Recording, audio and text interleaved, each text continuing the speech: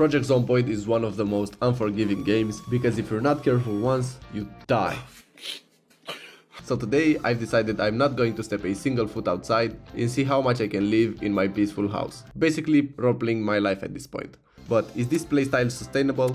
Let's find out. First I needed a hometown, something not too loud and not too quiet. So I decided to go with the safe route, Rosewood. After choosing the starting location, I needed to choose my occupation. I figured burglar would be the perfect occupation since you spend all your life going from house to house and then suddenly you find yourself trapped in a single house with a zombie virus outside. For the traits, I chose conspicuous, hard of hearing, weak stomach, all thumbs, clumsy, slow metabolism, slow reader, high thirst and Sunday driver. Also fast learner and handy. Basically just like in real life except fast learner and handy. Oh, and also burglar. For my character I decided to go a bit of a burglar punk style, which I think fits the zombie apocalypse pretty well. I haven't decided yet if this is my house or this is a house that I broke into. First things first, we need some food if we want to last in this house. Even if I chose slow metabolism, a boy still gotta eat, you know. So first thing I did was checking these cupboards but I also found some instant popcorn, mac and cheese, seasoning salt and yeast. In the fridge I found some ground beef and pineapple soda, which I think will last me about one day. I also had to search the whole house to make sure no food was left behind. Oh, a rope. That will be useful. After finding the best item in case of an emergency, I also found the second best item in case of an emergency, which is a crowbar. The crowbar will come in handy for helping me fight the demons that are trying to kill me from the outside. The rope will help me fight the demons from the inside. Of my head. After searching the whole basement and finding basically nothing, it's time to head upstairs and see what weapons will help me in this miserable life that I built for myself. Oh nice, we found a comb. But I do not need a comb. Look at my amazing hair. Oh, here comes our first visitor. Oh, hello. Goodbye. While checking her inventory, I realized I have a gun. Well, I hope that's useful. Okay, it was useful. But now I think I've attracted a bit too many zombies. Get out! Out! Okay, after I've killed those zombies, I think it's time to rest a bit and watch TV. What? Did you see it? Oh, I guess we have some visitors. Yeah, I know you wanna watch TV too with me, but can't really do that here. Oh shit! Oh damn, it really looked like I broke my spine there. It's nice knowing that I'm still learning to cook while I'm fighting for my life here. Oh no, it's the lady that can walk through walls. I don't wanna watch TV with you. It's done. The deed is done. Back to my cooking show. I need to clear this floor up a bit. I don't want corpses just laying around. I also need a way to find some food. So I began searching. Between the planks of my house floor, outside between the cracks in the stones, but I found nothing, just a pair of sunglasses.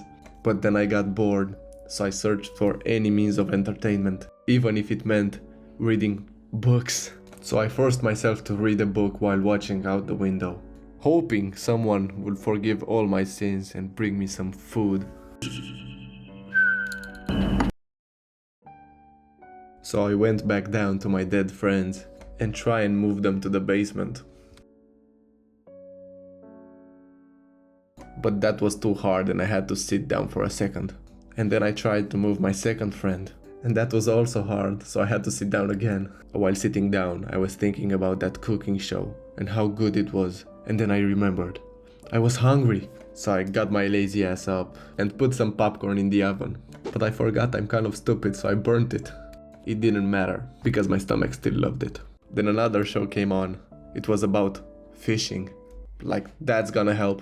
And while watching the fishing show, my neighbors also wanted to watch with me. So I kindly let them in. And then I killed them, one by one. And because I'm still a burglar at the end of the day, I stole the hoodie from this one. I think it kinda fits me well. And after this intense battle, I was hungrier than before. So I drank a pineapple soda. Then I started moving my friends again to the basement.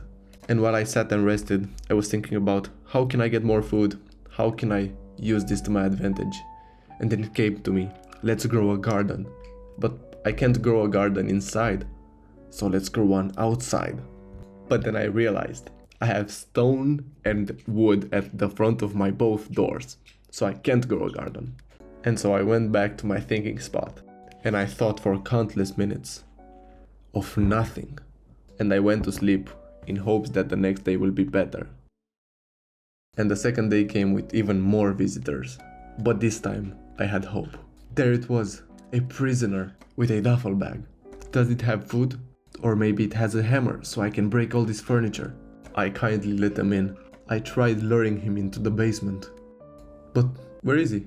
And there he was, a bit lost. So I tried luring him again. But he just didn't want to come to the basement. So I had to do it outside. I stole the duffel bag from him. This is the moment of truth. Will it have it? And... But wait, there was still hope, because the other neighbor heard me, and she also had a duffel bag.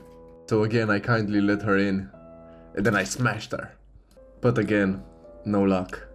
But then I saw another one, and this time, still nothing. Why don't these robbers have any hammers or food on them? Anyways, I continued my business as usual, killing more neighbors. But nothing ever came of it. I still had one plan in mind. Maybe I can lift these chairs up and break them. See if I can use their wood. But I didn't know why I couldn't pick the chair up. And then I figured, it's because of my clothes. So I stripped myself naked.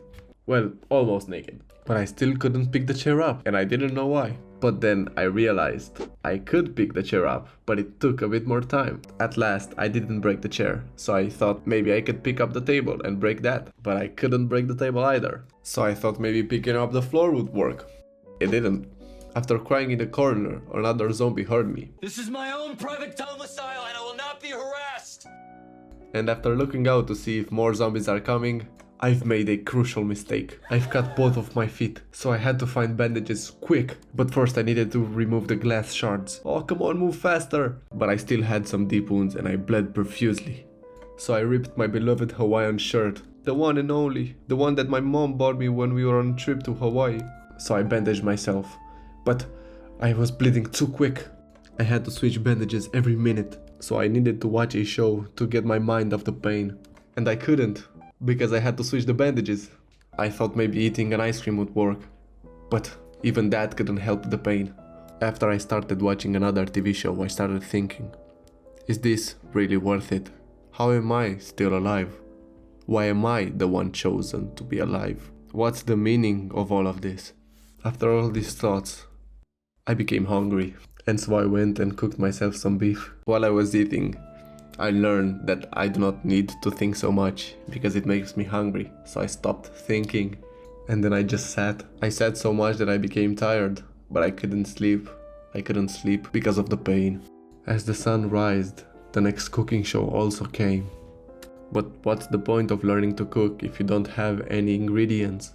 I'm not sure if it's the cooking show, but another neighbor came in and I tried my new pistol skills, but I failed, so I used the weapon that I know best, the crowbar. This day nothing really interesting happened, so I sat down and watched the new show while the new day rolled around. I couldn't really sleep much, so I went upstairs to see what books I can read. I found Zach's Hardware, which was not really that interesting of a book, but after looking again in the drawer, I couldn't see how I missed this one, the Hotties magazine. You know, as a burglar, I was never a fan of books, but this magazine, man, this is the stuff. After reading, I decided to sit down a bit and think about what I've done. Then I had to drink some water and wait for my cooking show to come on. After watching like 10 seasons of this cooking show, I got a bit tired and I had to sleep. In my sleep, I had a nightmare that I died. So I forced myself to wake up and write a letter, a goodbye letter. Dear world, I've survived years as a burglar, dodged alarms, broke into houses like a professional, and then chose to roleplay as furniture during the apocalypse. Didn't die to zombies, didn't die to violence. Died because I respected quarantine rules too much. I regret many things, mostly not looting one last time. Also, that Hotties magazine was incredible. Peak civilization, honestly. Starved. Skill issue. Then I realized what time it is, so I ran back to watch my show. Actually, kind of ran, I guess. When I finished the show, I realized I needed to eat something. But I had no food left. But then I saw it, the last piece of hope. I found some maggots in this zombie corpse. And so I took them, and with pain in the heart, I cooked them. But I just couldn't force myself to eat them. And I realized it's better to just starve. So I sat back on my couch where I watched all the shows, thinking back on how I sinned all my life and how the burglar life is not worth it. And so I died, peacefully, of hunger. Clipping through my couch.